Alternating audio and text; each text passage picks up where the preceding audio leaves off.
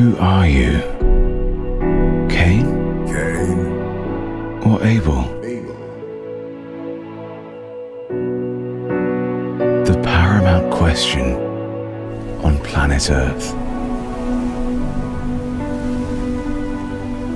You must choose.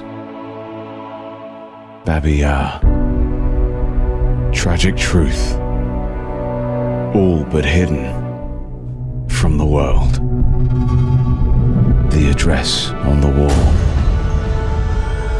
A door to infinity. Привіт. Я Сергій Круценко, режисер фільму «Адреса на стіні». Тисячі машин, що стоять за мною, намагаються виїхати з міста Києва, в якому я знаходжуся. Коли я знімав це кіно, я думав, що це фільм роздум про те, хто така людина, як вона стає навіть.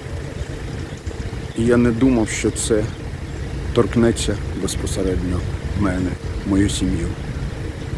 Я зараз тут, в Києві, зі своєю мамою, якої 82 роки, з донькою і синочком. І щоночі ми очікуємо на бомбардування та на ракети, які можуть до нас долетіти. Я думав, що мій репортаж попередній буде останнім перед фільмом. Але сьогодні в березні сталося ще дещо. Тут, за один квартал від цього місця, де ви бачите зараз зруйновані абсолютно балкони, був зруйнований тролейбус, його вже прибрали. Знаходиться місце, де ми знімали епізод «Адреси на стіні», там, де епізод з хлопчиком, ви побачите його в фільмі, з пам'ятником хлопчику, де почались смерті киян у Другій світовій війні. Зараз почались смерті киян. Це березень місяць, місто Київ. Це вже не Київ, це Буча. 4 літери, які тепер відомі всьому світу. Невеличке містечко неподалік Києва, в якому війна виявила себе у найстрашнішому вигляді. Ті, хто прийшли не воювати. Вони прийшли знищувати всіх, хто зустрічався на шляху.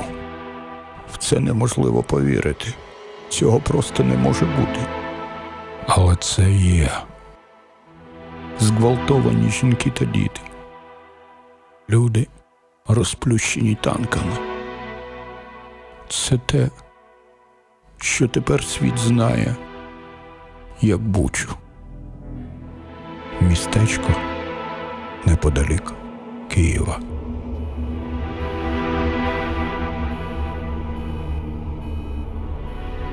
А ось вбиті в потилицю з зав'язаними позаду руками.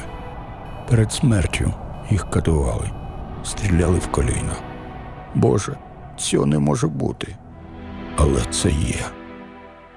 Це є. Не лишися осторонь. Це стосується кожного.